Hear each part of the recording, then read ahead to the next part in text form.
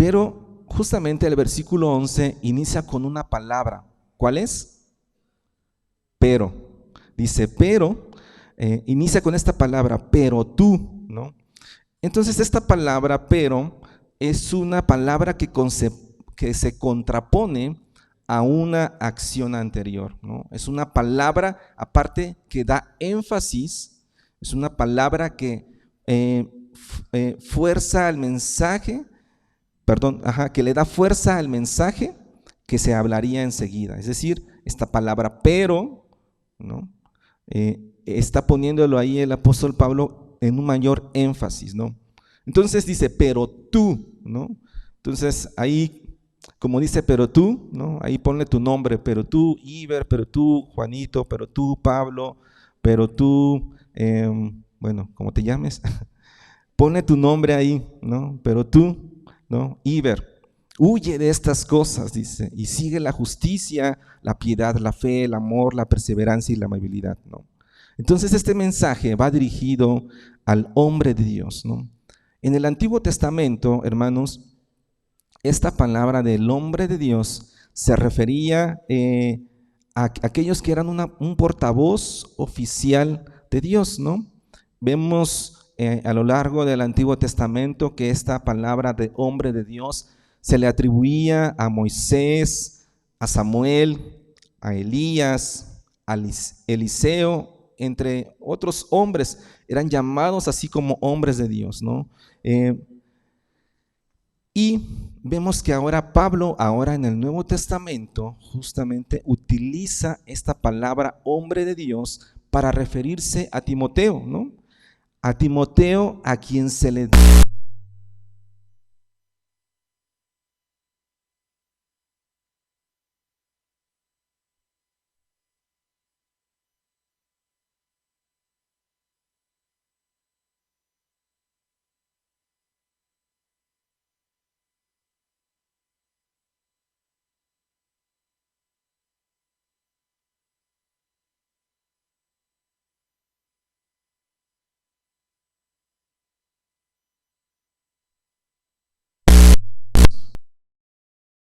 una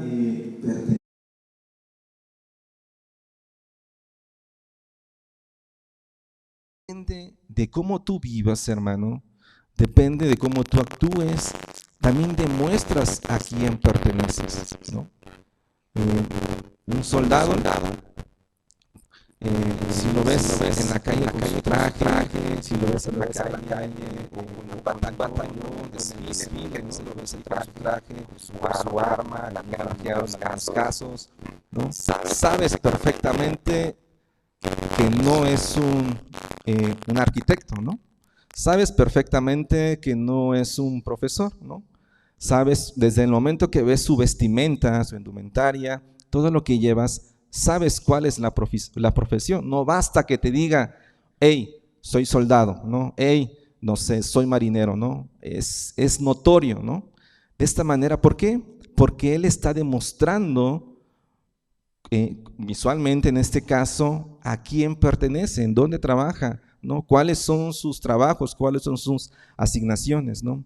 Y de esta manera también nosotros, hermanos, la manera en que nos ven, la manera en que nos comportamos, demuestra a quién pertenecemos.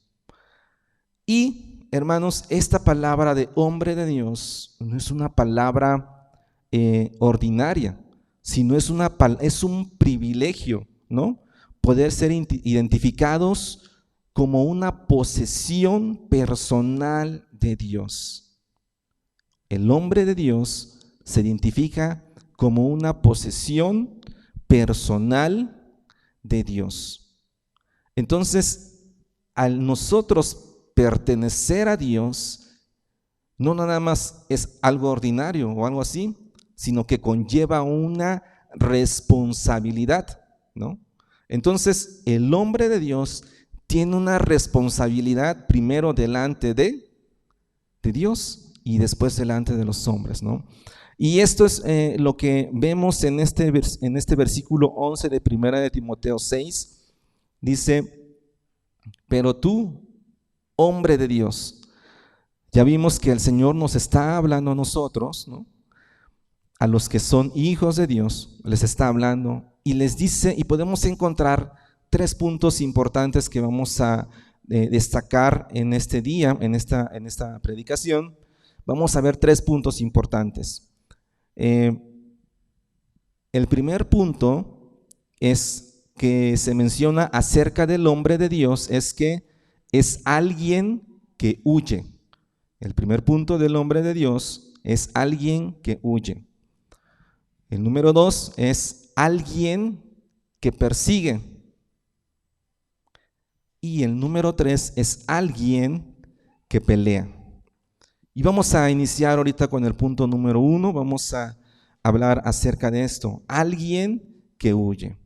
Entonces, esta palabra que dice en el versículo 11, huye de estas cosas, ¿no? El hombre de Dios debe de huir de estas cosas, ¿no? Pero el hombre de Dios no debe de huir de alguien o de un lugar que lo están confrontando con su pecado. Decir, ay, oye, si te están confrontando, huye, ¿no? No está hablando de eso, sino como les decía hace un momento, Pablo en versículos anteriores al 11, desde el 1, vemos cómo empieza a hablar acerca de estos falsos maestros, de estos que distorsionan la verdad, de estos que aman el dinero, ¿no? Entonces, Pablo le estaba diciendo a Timoteo que huyera, que debería de escapar acerca de estos hombres corruptos, ¿no? De acciones corruptas. Debería de escapar del envanecimiento, ¿no? De falta de entendimiento, de intereses corrompidos, decía la palabra, ¿no? De envidias. Huye de los pleitos, le decía Pablo, de las blasfemias, de aquellos que aman el dinero y que se extravían en la fe. Entonces, Pablo le está diciendo, huye de esto, escapa de esto, ¿no? Entonces, este mismo mensaje es para nosotros. La palabra de Dios, hermanos, nos está enseñando que debemos de huir de estos actos que no tienen relación con el hombre de Dios, ¿no? Un soldado se identifica claramente, un soldado no va a llevar quizás, no sé, a lo mejor un multímetro, ¿no? O herramientas de un mecánico, ¿no? Bueno, si es del área mecánica, por supuesto, pero lo lo identifican claramente como alguien que es un soldado. De esta misma forma, nosotros debemos de demostrar que somos hombres de Dios, ¿no? Entonces, Pablo le dice a Timoteo, escapa de todo esto, ¿no? Huye de todo esto, ¿no? Y aquí me gustaría poner un ejemplo, hermanos. Si nos encontráramos nosotros en medio de un peligro, ¿no? Por ejemplo, en medio de un incendio, ¿no? Si estuviéramos, Dios nos libre de esa situación, pero si nosotros nos encontráramos en medio de un incendio, nuestra reacción de supervivencia, ¿cuál sería? Salir, ¿no? No te quedas admirando el fuego, ¿no? Sino que huyes de ese lugar. Tu actitud de supervivencia te lleva a alejarte del fuego, a irte, ¿no? Para evitar que mueras en el incendio, ¿no? Eso sería una actitud natural, ¿no? De alguien que quiere vivir, ¿no? Que escapa del peligro, ¿no? Entonces, de esta misma manera, la palabra nos enseña que nosotros debemos de huir del pecado, escapar del pecado. Pero no siempre pasa eso, hermanos. Algunos casos, aquellos que se quedan en el incendio, aquellos que no conocen de la palabra, es porque están entregados en sus propios pecados y no huyen del peligro, sino que se deleitan en él, ¿no? Para ellos es normal. Pero por el contrario, hermanos, el hombre de Dios ha sido capacitado para reconocer el peligro. El hombre de Dios ha sido capacitado para reconocer el peligro. Y no se queda en ese lugar para meditar el fuego y para meditar cómo es consumido por el fuego, ¿no? O sentirse a lo mejor este hombre de Dios suficientemente maduro para decir, no pasa nada, yo aunque esté en el fuego no me quemo, porque soy como los amigos de Daniel, que aunque estuvieron en ese horno de fuego no fueron consumidos porque el Espíritu de Dios está conmigo, yo me puedo quedar aquí, ¿no? No, hermano, la palabra de Dios nos da una clara indicación de lo que tenemos que hacer. La palabra de Dios nos dice, huye, escapa del peligro, nos dice la palabra de Dios, ¿no? Pero huir no es solo evitar el acto, hermanos, sino también alejarse de las situaciones. Por eso le dice escapa. Es decir, no solamente me alejo, sino que también la evito, ¿no? Ahora, si bien nos dice, huye de esa situación, escapa de estos frutos de corrupción, ¿no? Como ya lo leímos, naturalmente si nos vamos y huimos hacia otro lugar, huimos hacia otra posición, ¿no? Y es aquí donde encontramos el segundo punto que caracteriza a un hombre de Dios. El segundo punto, ¿cuál era? El hombre de Dios es alguien que persigue, ¿no? Que avanza, ¿no? Y vemos ahí en ese versículo 11 como justamente nos decía la palabra, pero tú, hombres de Dios, huye de estas cosas. Y enseguida dice, y sigue, ¿no? Persigue, ¿no? En la versión NTV utiliza la palabra persigue, ¿no? Y es alguien que se esfuerza, cuando alguien persigue algo, es alguien que se esfuerza intensamente, que busca con insistencia para lograr una meta, ¿no? Hemos visto ahorita los Juegos Olímpicos de Invierno, cómo hay personas que están esquiando y kilómetros y kilómetros. Estaba viendo justamente en la noticia una persona que creo que llevaba a lo largo de su carrera lleva 12 medallas olímpicas y se convirtió, creo que nuevamente, en medalla de oro de su misma disciplina. Pero vemos cómo dice el narrador, ¿no? Dice, pareciera que se guardó para lo último sus fuerzas, ¿no? Pero durante todo el trayecto que él estuvo esquiando, no sé cuántos kilómetros fueron, muchos, vemos cómo este competidor va esquiando y cuando ya está a punto de llegar a la meta, y aún sin que nadie venía atrás, no dijo, pues ya me voy a relajar y ahorita me voy con calmita para cruzar la meta, no me esfuerzo, pues ya gané, ¿no? ¿Cuál es el problema, no? Sino que vemos cómo este competidor empieza en una manera constante, con fuerza, seguir avanzando hasta llegar a la meta, ¿no? No sé si quería por ahí romper algún tiempo olímpico o algo así, algún récord, pero este deportista vemos cómo se esfuerza intensamente, ¿no? Busca con insistencia alcanzar una meta, ¿no?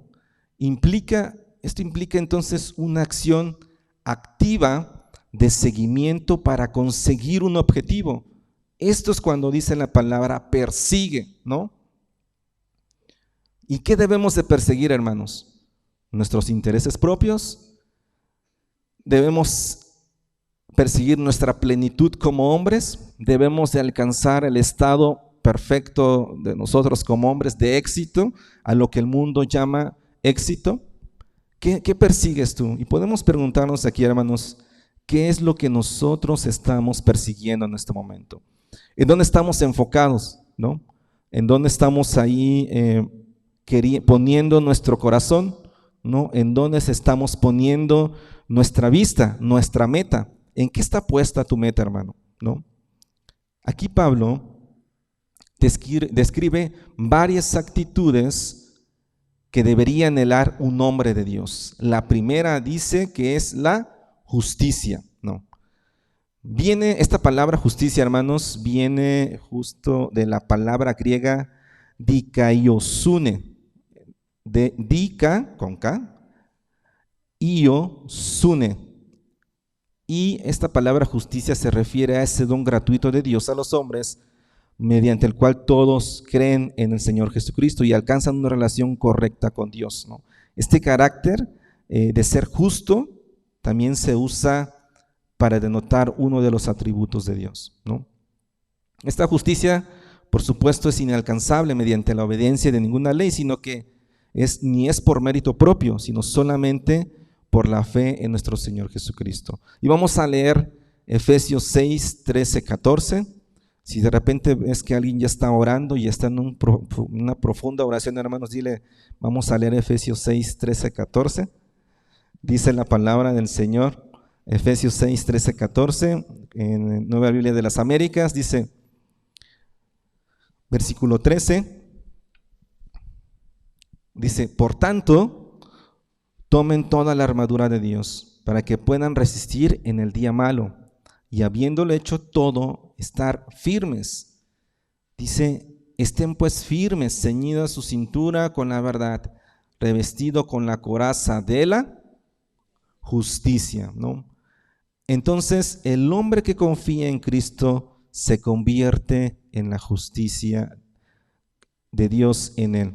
El hombre que confía en Cristo se convierte en la justicia de Dios en él. Es decir, la justicia no la voy a tomar de yo ser justo, de yo hacer buenas acciones, de mi buen entendimiento, de mi buena prudencia. De ahí no sale esa justicia del que el Señor nos habla, sino que proviene directamente de Cristo. Entonces, ¿cómo lo persigo, hermanos? Buscando al Señor. De esta manera perseguimos la justicia. Esa es una de las actitudes que debería tener un hombre de Dios que persigue la justicia. El segundo punto dice, ¿cuál es? La piedad, justo. Y la piedad, hermanos, viene del griego eusebeia. Eusebeia, todo junto. Esto también ya lo habíamos hablado hace algunas semanas, que significa reverencia, respeto, piedad hacia Dios. Y se dice que se conforma de las palabras eu, que significa bien, y sebomai, que significa ser devoto. Se compone de estas dos palabras, eu y sebomai, ¿no? Entonces, esta conjugación de estas palabras denota entonces esa piedad que nos caracteriza por una actitud hacia Dios de hacer lo que agrada a Dios. Es decir, el hombre de Dios persigue agradar a Dios. El hombre de Dios persigue agradar a Dios. Es decir, hermanos, el Señor nos llama a mantener una actitud correcta ante Dios, pero no solamente ante Dios, hermanos, porque muchas veces decimos, pues mientras yo esté bien con Dios, no me importan los demás, ¿no? Sino que también nos lleva a una conducta santa delante de los hombres, ¿no?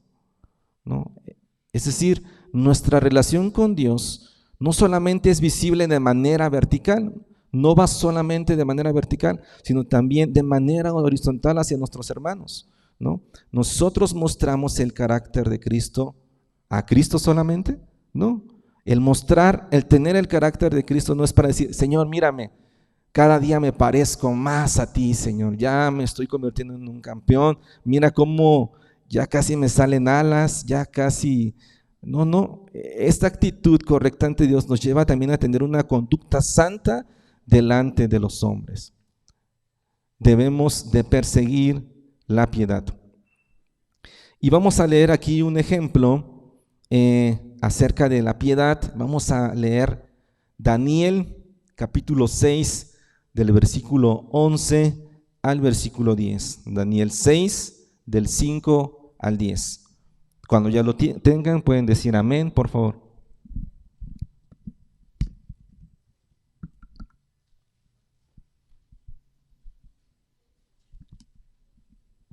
Daniel 6 del 5 al 10 y dice la palabra del Señor. Entonces estos hombres dijeron, no encontraremos ningún motivo de acusación contra este Daniel, a menos que encontremos algo contra él en relación con la ley de su Dios. Querían, digamos que ponerle ahí una trampa a Daniel, querían acusarlos bajo cualquier circunstancia. Entonces estaban tramando cómo culpar a Daniel, dice, ¿no? Entonces vamos al versículo 6 y dice, estos funcionarios y sátrapas de común acuerdo fueron entonces al rey y le dijeron así, Rey Darío, viva para siempre. Todos los funcionarios del reino, prefectos y sátrapas, altos oficiales y gobernadores, han acordado que el rey promulgue un edicto y ponga en vigor el mandato de que cualquiera que en el término de 30 días haga petición a cualquier dios u hombre fuera de usted, oh rey, sea echado en el foso de los leones. Ahora pues, oh rey, promulgue el mandato y firme el documento para que no sea modificado, conforme a la ley de los medos y persas, que no puede ser revocada. Por tanto, el rey Darío firmó el documento, esto es el mandato. Y dice en el versículo 10, dice, cuando Daniel supo que había sido firmado este documento, entró a su casa.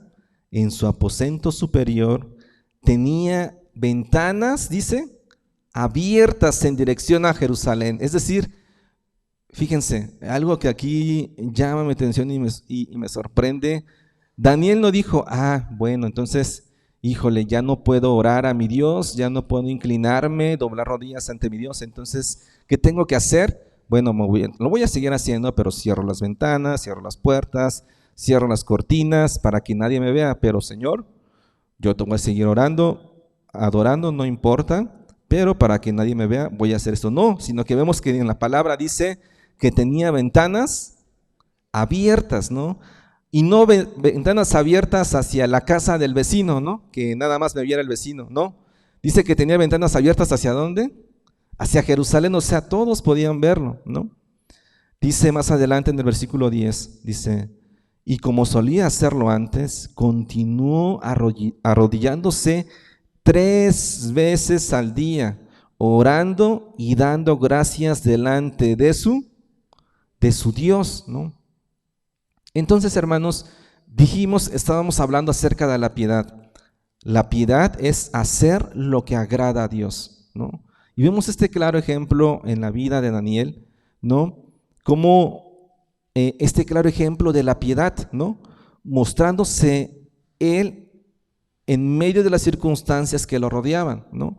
Les decía, ¿no? Él no entró en un temor y dijo, ya no voy a poder hacer lo que te agrada, Señor, porque me lo acaban de prohibir y creo que para guardar mi vida mejor, pues dame 30 días, no te preocupes, al día 31 yo regreso y voy a seguirte orando, ¿no? Sino que a pesar de estar cautivo en Babilonia y obligado a vivir en una cultura pagana, porque no era Daniel no estaba viviendo en una sociedad en donde él se encontraba seguro, donde se encontraba bien, ¿no? Sino que él estaba junto a su cultura, ¿no? A los que le rodeaban comúnmente, sino que él estaba viviendo en una cultura pagana, ¿no? Y al ser calumniado Daniel, él permaneció fiel a Dios. Se negó a obedecer la orden de dejar adorar a su Dios, ¿no? Incluso cuando lo habían amenazado de que iba a ser arrojado y que él sabía las consecuencias de esas acciones, ¿no? ¿De qué? De que iba a ser arrojado al foso de los leones, ¿no? Demostró un compromiso de una vida piadosa delante de Dios y delante de los hombres, sin importar las consecuencias. Entonces, aquí podemos ver nosotros, hermano, ¿estás dispuesto a mantener una actitud que agrade a Dios delante de los demás cuando estás en estas situaciones difíciles, cuando estás en medio de situaciones paganas, en medio de situaciones que están fuera de tu, pues donde comúnmente estás en tu casa? ¿Estás dispuesto a vivir? ¿No? Es como si diríamos, nosotros somos buenos, creo que aquí en la iglesia todos somos buenos, nosotros decimos, no, yo soy bueno y bueno, ¿no? O en nuestra casa quizás, o ni tanto, pero ¿cómo somos en la calle? ¿Cómo somos en el transporte público? ¿Cómo eres en el tráfico? ¿Cómo eres en tu trabajo? ¿Cómo eres con tu familia? ¿Cómo eres con tus hijos? ¿Cómo eres con tu esposa? ¿Cómo somos, hermanos? Esta palabra es para todos. ¿Cómo somos realmente nosotros? delante de los demás, ¿no? Claramente el Señor nos muestra que no es una actitud opcional de decir, si quieres, sé piadoso. No es algo opcional para un hombre de Dios, ¿no? Sino es un distintivo del hombre de Dios, ¿no? Entonces, hermanos, existen creyentes camaleónicos, le puse, pero creo que entendemos la referencia, que adaptan su conducta, su fe y valores según su entorno, ¿no? Comportándose de una manera en la iglesia y de otra totalmente distintiva en su vida cotidiana, ¿no? ¿Para qué? Pues para encajar o evitar confrontaciones. Esa pedrada estuvo fuerte, ¿no? ¿Cuántas veces nosotros queremos adaptar nuestra fe, nuestra conducta, dependiendo de la situación en la que nos encontramos, con tal de evitar confrontaciones? Y no estoy diciendo que te pelees con todo el mundo, hermano. No, lo que estoy diciendo es que ¿dónde está tu identidad como cristiano en medio de esas circunstancias? ¿Somos cristianos solamente dentro de la iglesia o somos cristianos en todo tiempo? Y la respuesta, hermanos, es en todo tiempo, ¿no? Entonces ya vimos que una de las actitudes de un hombre de Dios es la justicia, la piedad. Vamos con la siguiente del versículo 11, que es nuestro texto base. Dice, es la fe. La fe. Hermanos, la palabra fe viene de la palabra griega pistis, ¿no? Así como se escucha pistis, ¿no? Es la fe es confianza en Dios para todas las cosas. Aquí lo estamos utilizando de esta forma. Implica lealtad al Señor y constante confianza en su poder, en su propósito, en su plan, en su provisión y en su promesa. La fe es la confianza de Dios para todas las cosas, ¿no? Y vemos que Pablo estaba hablando, como les decía en versículos anteriores, que unos se habían extraviado de la fe, es decir, su fe, su confianza ya no estaba en Dios, sino en otras cosas, ¿no? Se habían perdido, se habían extraviado de la fe, ¿no? ¿Por qué? Porque tenían ese amor al dinero, vemos en los versículos anteriores. Entonces, hermanos, si nosotros queremos huir de ese materialismo, de este mundo, debemos de cultivar nuestra confianza en que Dios nos sostiene en medio de cualquier situación. ¿Lo creemos? Amén. Debemos de cultivar nuestra confianza en que Dios nos sostiene en medio de cualquier situación. Hermanos, nuestra seguridad y confianza viene de Él. A veces nosotros queremos confiar lo que ven nuestros ojos. Y claro, ¿no? Queremos confiar lo que ven nuestra vista, lo que tengo en mis manos, lo que alcanzo a ver, ¿no? Pero no confiamos en el dueño, en el creador, en nuestro Dios, ¿no? En el Dios todopoderoso, ¿no? Entonces, nuestra seguridad y confianza vienen de Dios, hermanos, en el que es soberano y que ningún detalle de nuestra vida se le escapa. Hermanos, a veces nosotros pensamos que en situaciones difíciles el Señor nos ha dejado, se ha apartado, que en momentos de situaciones complicadas el Señor no está con nosotros, o que al Señor se le salió de las manos una situación, lo que ustedes quieran ponerle, ¿no? Pero esto no es así. El Señor siempre tiene el control de la situación. A veces nosotros queremos que nuestro Señor actúe con un plan B conforme a nuestras acciones, conforme a nuestras situaciones, porque pensamos que no tiene solución, pero el Señor nunca actúa bajo un plan B. El Señor siempre cumple bajo el plan que Él ya había estipulado, bajo el plan que Él ya tenía en un propósito. Esto es, hermanos, de tener fe en Él, en que el Señor obrará en todo momento. Amén. Entonces ya llevamos 3 virtudes. Vamos a leer la siguiente virtud o característica del hombre de Dios, que es el amor, ¿no? Creo que conocemos muchos el amor, ¿no? ¿Qué palabra griega se utiliza para el amor? En este caso se utiliza la palabra ágape, ¿no? Ágape. ¿Qué significa afecto, buena voluntad? ¿Qué significa amor? ¿Qué significa benevolencia? Amor fraternal, ¿no? Y bueno, vamos, creo que muchos conocen este versículo. Vamos a Primera de Juan, capítulo 3, versículo 16. Primera de Juan 3:16. Primera de Juan 3:16. ¿Ya todos lo tienen? ¿Lo están proyectando ahí? Sí, ¿verdad? ¿Podemos leerlos todos juntos?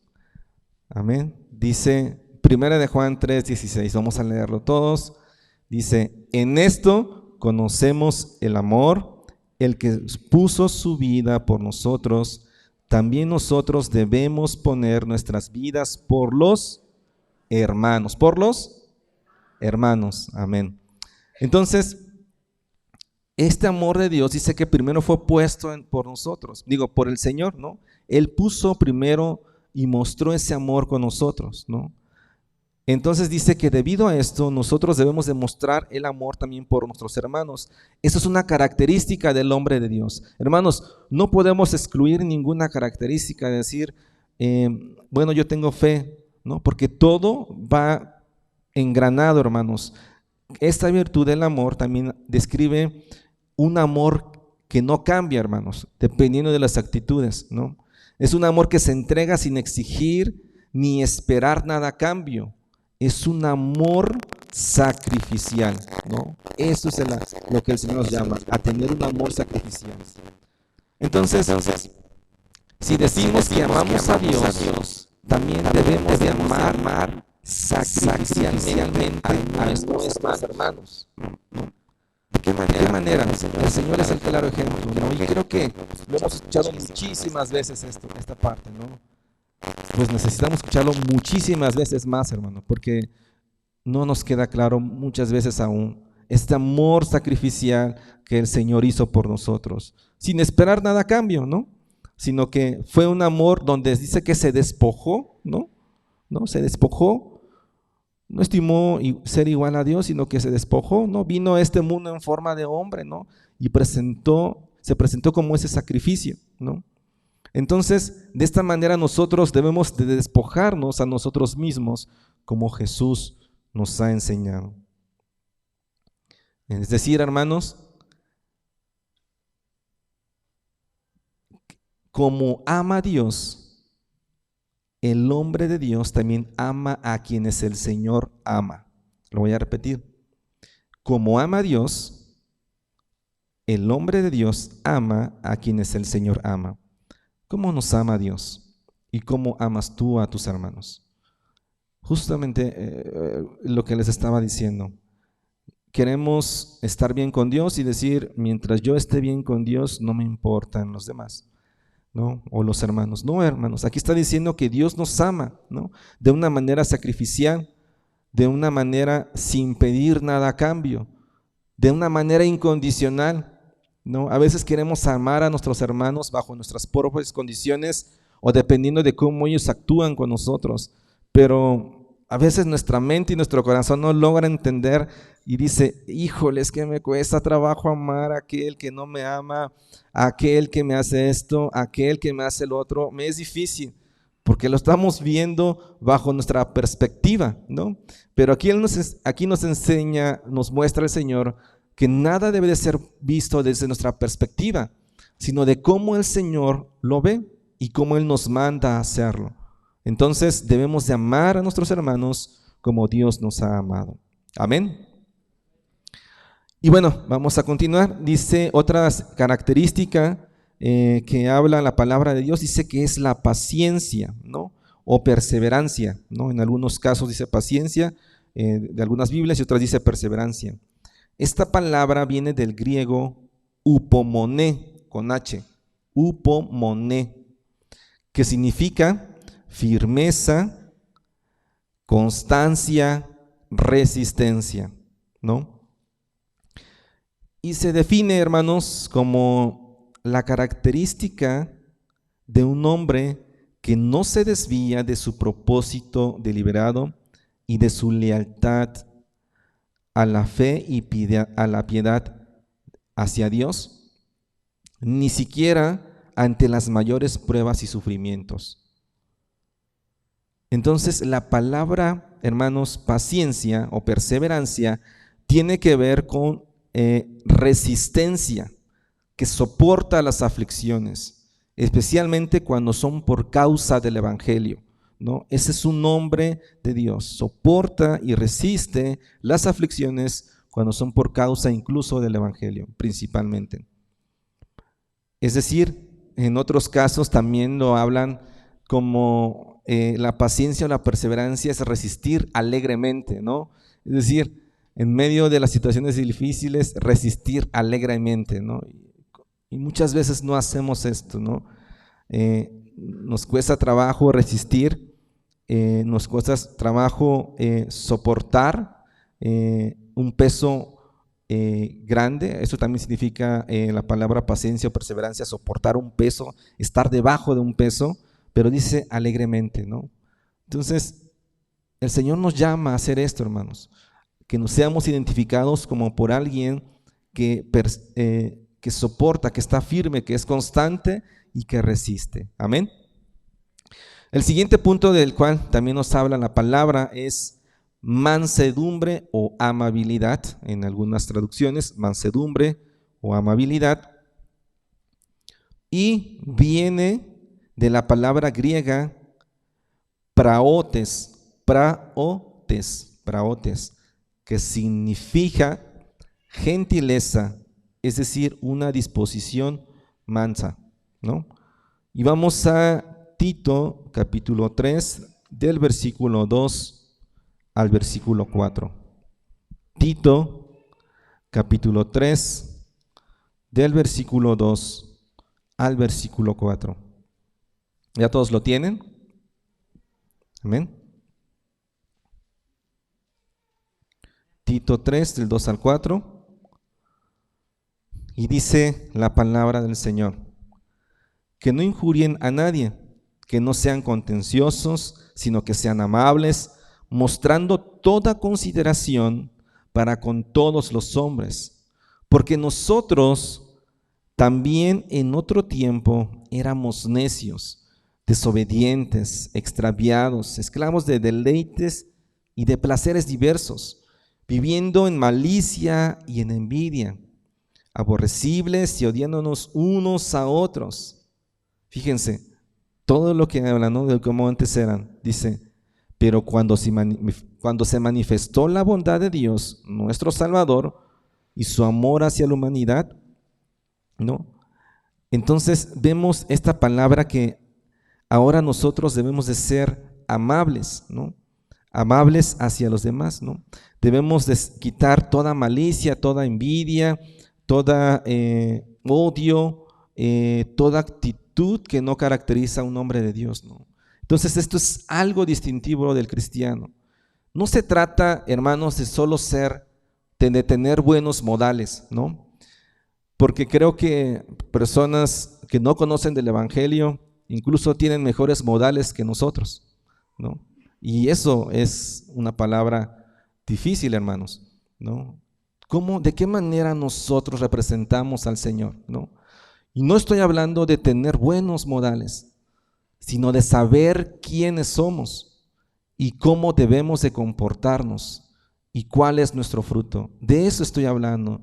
No quiero, a lo que voy, no nos llama a convertirnos en buenas personas, a que seamos personas buenas, no. Y eso es por añadidura, hermano, eso es un fruto, sino que más bien que sepamos que pertenecemos, que somos mayordomos, ¿no?, que somos administradores, decía nuestro hermano Gerson la semana pasada, de lo que el Señor nos ha dado, ¿no?, de su carácter, de su gracia, y debemos demostrar justamente eso, de cómo nos comportamos.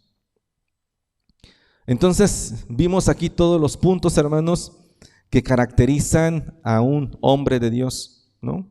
Vimos estos puntos, que debemos de perseguir estos puntos. Ahora Vamos a el tercer punto del cual habla acerca de un hombre de Dios que es, alguien que anotó que es, ¿cuál es el tercer punto? Alguien que pelea, ¿no? Y vamos a leer nuevamente este versículo 2, hermanos, que en su texto base, 1 Timoteo 6:12, 1 Timoteo 6:12, pero ahora vamos a leerlo en la versión NTV, en la versión Nueva Traducción Viviente. Mientras lo buscan, igual lo van a proyectar en la pantalla.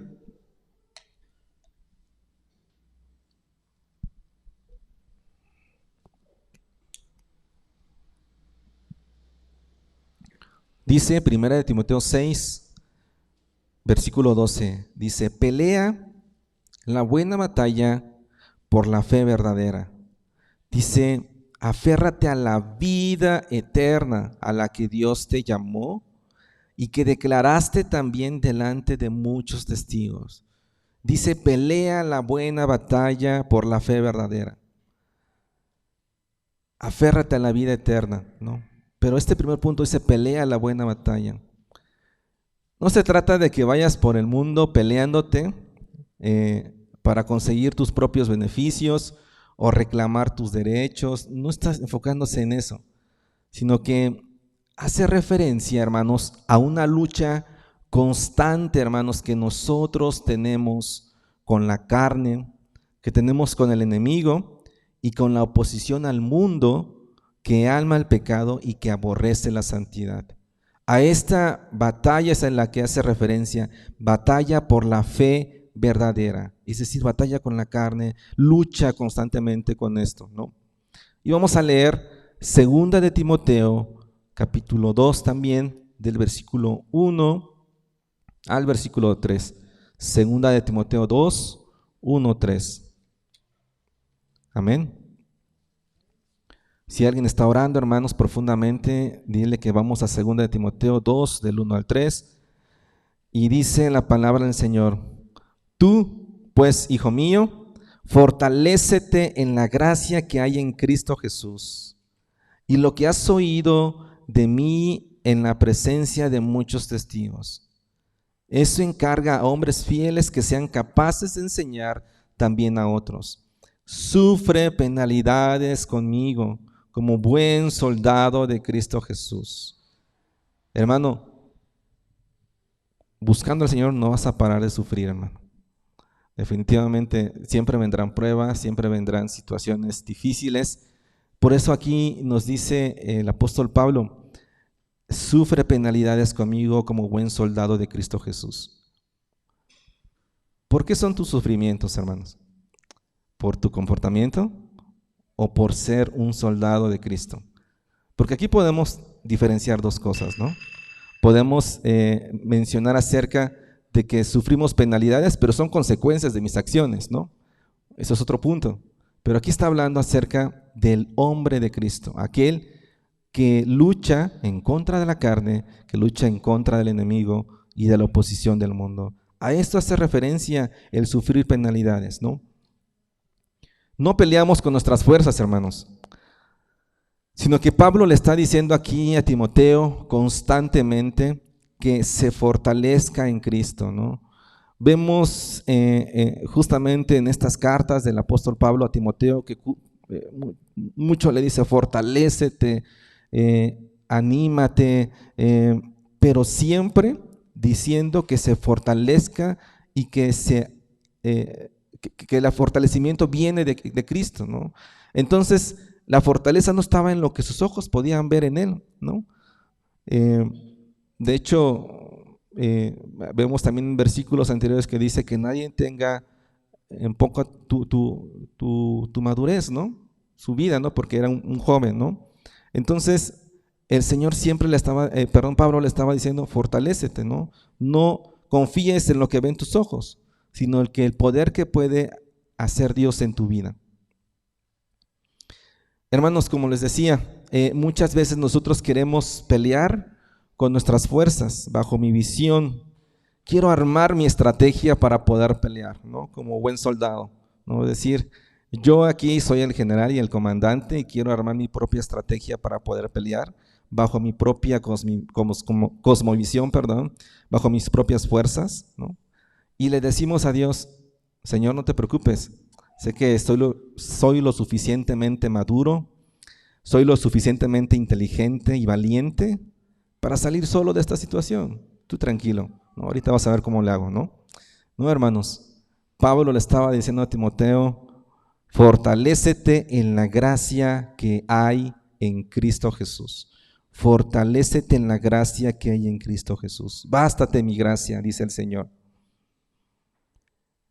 Entonces, si el Señor lo está poniendo aquí en este libro, es porque nos está diciendo que debemos de reconocer nuestra debilidad y tener claro nuestra suficiencia en Cristo.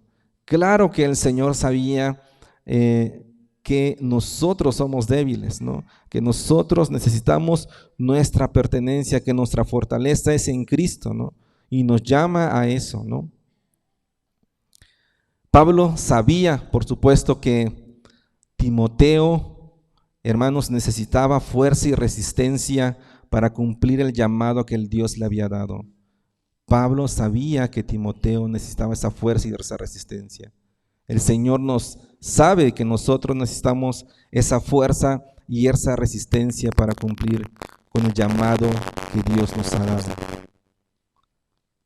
Pablo le indicó de una manera específica: el Señor nos indica que debemos de fortalecernos con la gracia que es Cristo Jesús. Esa influencia de Dios en nuestros corazones. El Señor nos llama, hermanos, a permanecer firmes en esta lucha constante, hermanos. No olvidando que nuestra mirada no debe de estar puesta en lo terrenal. Vemos ahí en este versículo 12 de 1 Timoteo, dice: aférrate a la vida eterna a la que Dios te llamó. Dice, y que declaraste también delante de muchos testigos. ¿No? Dice, aférrate a la vida eterna a la que Dios te llamó, ¿no? Por supuesto, el Señor sabe justamente nuestras aflicciones, sabe nuestros problemas, sabe la situación en la que nos encontramos por causa del Evangelio, ¿no? Entonces, nuestra mirada no debe estar puesto, hermanos, en lo terrenal. Aquí nos habla acerca de esto, ¿no? En lo que pasamos en estas circunstancias, circunstancias difíciles en estos momentos, ¿no? Sino que debemos de estar puestos, nuestros ojos puestos en la promesa de la vida eterna, ¿no?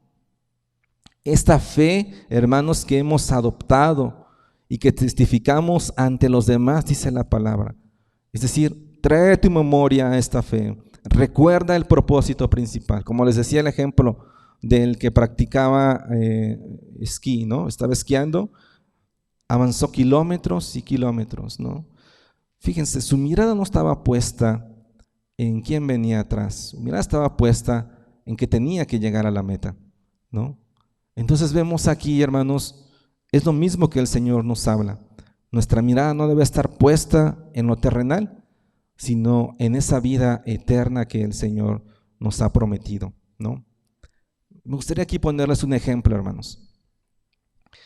Hay un pastor que habla acerca de este ejemplo. La verdad es que la vez que lo escuché, que lo vi, sí habló a mi vida, ¿no?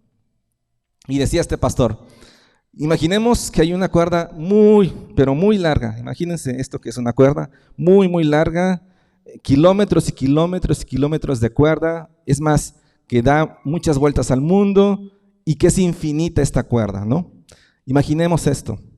Pero de esa cuerda infinita, tomemos solamente un pedacito, ¿no?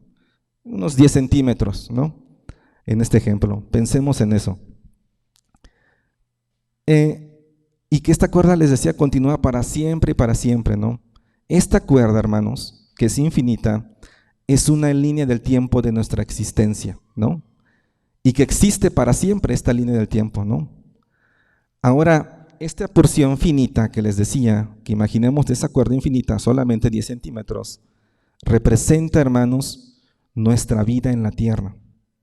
Solamente esta pequeña parte representa nuestra vida en la tierra. Entonces, solamente tienes unos años en la tierra, hermanos. Y después de este cachito viene una eternidad en otro lugar, ¿no?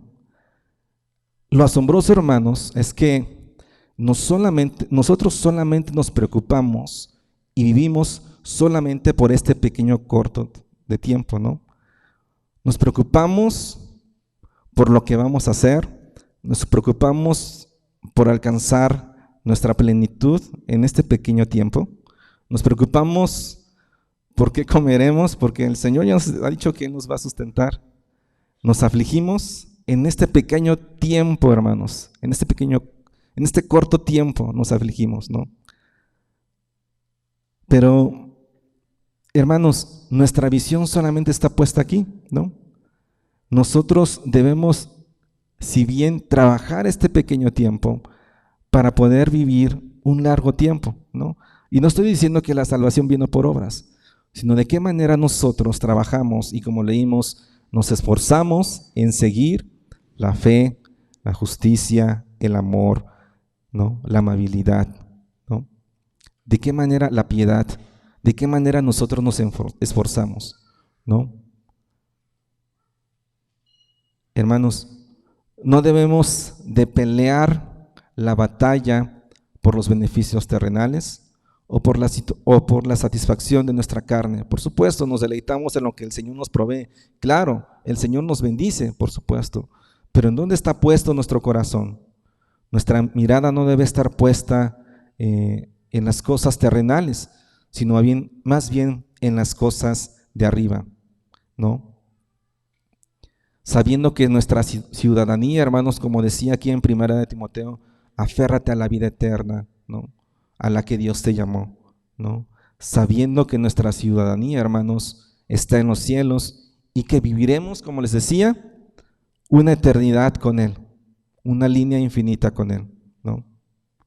Amén.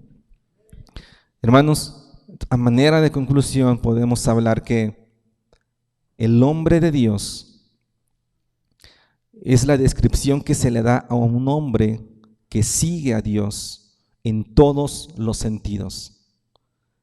El hombre de Dios es la descripción que se le da a un hombre que sigue a Dios en todos los sentidos, que obedece sus mandamientos con alegría, que no vive para las cosas de esta vida, sino para las cosas de la eternidad, y que acepta con alegría el sufrimiento que viene como consecuencia de su fe. ¡Oh, qué palabra, ¿no? Tan fuerte, pero que el Señor nos llama a vivir, hermanos. El hombre de Dios no acepta los valores del mundo, sino que acude a la palabra de Dios para ver lo que es sabio y ver lo que es bueno. Nuevamente lo repito, el hombre de Dios no acepta los valores del mundo, sino que acude a la palabra de Dios para ver lo que es sabio y lo que es bueno. Y vamos a leer este versículo en Mateo 5:48. Mateo 5:48, y lo vamos a ver proyectado ahí y vamos a leerlos todos juntos. Mateo 5:48. Aquí está hablando nuestro Señor Jesucristo. Dice que se le llama como el Sermón del Monte, del Mateo 5, Mateo 6 y capítulo 7. Justamente se le conoce como el Sermón del Monte, y el Señor estaba hablando a la multitud y a sus discípulos, ¿no? Justamente todos estaban escuchando ahí. Y allá lo que el Señor dice en Mateo 5:48. ¿Ya lo tienen? Vamos a leerlo, dice: por tanto, sean ustedes perfectos como su Padre Celestial es perfecto. Dice, por tanto, sean ustedes perfectos como su Padre Celestial es perfecto. Hermanos, el hombre de Dios entiende que cuando Jesús nos manda a que seamos perfectos, no es que olvide, hermanos, que el hombre vive bajo una naturaleza caída, sino que nos enseña que la única manera de lograrlo es porque Dios nos capacita a través de su palabra, de su poder y de su Espíritu Santo. Él ha vencido al mundo, hermanos. por nuestra propia cuenta somos incapaces de la santidad y de la perfección. Por tu propia cuenta eres incapaz de ser santo y ser perfecto. Pero a través de Cristo, que nos fortalece, podemos hacer todas estas cosas, hermanos. Este resultado final de andar conforme al Señor nos lleva a caminar humildemente con Dios, sabiendo que debo de confiar únicamente en Él para poder vivir plenamente y perseverar hasta el fin, para la gloria y la honra de su nombre. Hermanos, debemos confesar públicamente nuestra fe en Jesucristo por medio de nuestro llamado a ser hombres de Dios que glorifiquen su nombre. Debemos de confesar públicamente nuestra fe en Jesucristo por medio de nuestro llamado a ser hombres de Dios que glorifiquen el nombre de nuestro Señor. Amén. Vamos a orar, hermanos. Señor, te damos gracias, Padre eterno. Gracias te damos, Señor, porque tú eres misericordioso, Señor. Tú eres poderoso, Señor, y escudriñamos tu palabra, Señor. Y tú nos muestras, Señor, que con nuestras fuerzas nada podemos hacer, Señor. Y tú nos muestras, Señor, que tu gracia, Señor, es la que nos permite poder, Señor, agradarte, Señor. Que debemos de, Señor, de poder huir, Señor, de estos frutos de hombres corrompidos, Señor, corruptos, Señor. Que debemos de poder escapar de eso, Señor. Evitar eso, Señor. Nos llama, Señor, ahora a perseguir, Señor, lo que tú nos has mostrado, Señor. De que debemos de perseguir, Señor, la justicia, Señor. De que debemos de perseguir la piedad, Señor, la fe, el amor, Señor. La perseverancia, la amabilidad, Señor. Nos haces un llamado, Señor, nos exhorta, Señor, a cambiar de dirección, Señor. Aquellos que ya te conocemos, Señor, que siempre persigamos esto, Señor. Y aquellos que han venido, Señor, por primera vez, Señor, y que escuchen este evangelio, que han venido a este lugar o que escuchan las transmisiones, Señor, que tú les concedas, Señor, ese hermoso honor de poderte conocer, Dios, de poderte adorar y exaltar, Señor. Padre, que tú les des, ellos sepan, Señor, que por sus propias fuerzas no van a salir, sino que humillen su corazón hasta un Dios poderoso, que Él es el que nos fortalece y nos guía, Señor, y nos muestra toda verdad, Señor. Ponemos en tus manos, Señor, nos ponemos en tus manos, Señor, para que todo sea hecho conforme a tu voluntad, Señor, y que peleemos esa buena batalla, Señor, para la que fuimos llamados, Señor. Señor, esa batalla, Padre, que no es una pelea, Señor, con las personas, Señor, sino una pelea, Señor, con la carne, Señor. Es una pelea, Señor, con el enemigo, Señor. Es una pelea contra el mundo, Señor, que se opone a las cosas que te agradan, Señor. Señor, ponemos en tus manos nuestra vida, Señor. Y que esta palabra que hayamos aprendido, Señor, siga dando fruto al 100%, Señor. Que no desechemos nada de lo que hablamos de tu palabra, Señor. Que no tomemos lo que nos conviene, Señor, y que desechemos todo lo que no nos gusta, Señor. Porque sería seguir en esa necedad, Señor. Sería seguir en ese orgullo. Sino que tú nos llamas, Señor, ahora a buscar, Señor, lo que a ti te agrada, Señor. Perdónanos, Señor. Perdona nuestro orgullo, Señor. Perdona, Señor, nuestro amor propio, Señor. Porque nos amamos, Señor, por encima de nuestros hermanos, Señor. Nos amamos más, Señor, a nosotros mismos que a los demás. Incluso más que a ti, Señor. Perdónanos, Señor. Perdónanos porque te fallamos, Señor.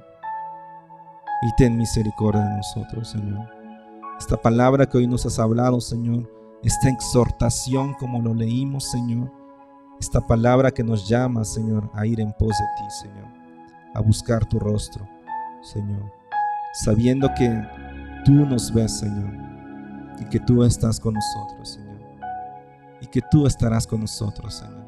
Esa promesa, Señor, es tuya, Señor, y la has puesto sobre nuestras vidas, Señor. No nos soltarás, Señor. No nos dejarás desamparados, Señor. no nos vas a dejar, Señor, a la deriva, sino siempre, Señor, sabemos que tú eres y que tú estás en el centro, Señor, de nuestra vida.